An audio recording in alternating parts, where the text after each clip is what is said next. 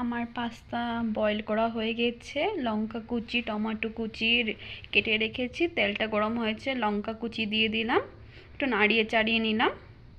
তারপর টমেটো কুচি দিয়ে দিলাম।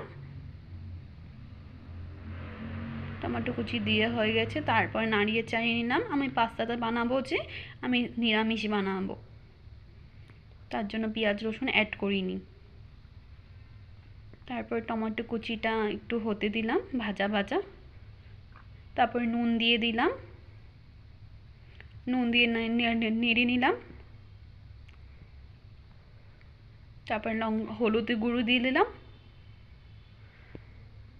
তারপর ভালো মতন আবার মিক্স করে নিলাম। তারপর 5 মিনিটের জন্য ভাজা ভাজা হতে দিলাম। তারপর ঢাকা দিয়ে চাপিয়ে দিলাম। তারপরে সয়া সস,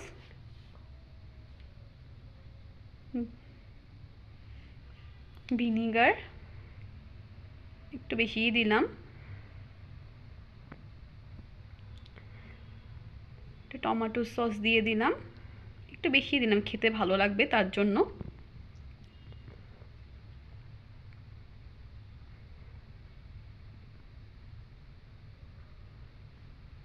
তারপর একটু মিক্স করে নিলাম, ভালো মতন একটু মিক্স করলাম। তারপরে আমি দিয়ে দিলাম কড়াতে। তারপরে আমি সব কিছু একসাথে মিক্স করে নিব। তারপরে আমি ম্যাগি মশলা দিয়ে দিলাম। তোমরা চাইলে অন্য মশলাও দিতে পারবে। তারপরে ভালো মতো নাড়িয়ে চাড়িয়ে নিলাম, নিয়ে আমার পাস্তাটা আমি দিয়ে দিলাম।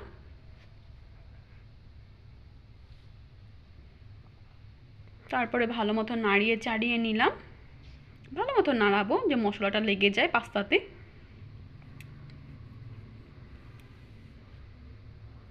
তারপরে আমার ভালো মতো নাড়াচাড়া হয়ে গেলে আমার ভালো মতো নাড়াচাড়া করে নিলাম। তারপর ঢাকাটা দিয়ে দিব। এখন ঢাকাটা দিলাম 5 মিনিটের জন্য। তা 5 মিনিট পরে উঠিয়ে দিলাম।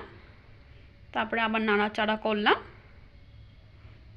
করার পরে আমার হয়ে গেছে, গ্যাসটা অফ করে দিলাম। তারপরে আমার ডিশে নিয়ে নিলাম, আমার পাস্তাটাকে নিচ্ছি।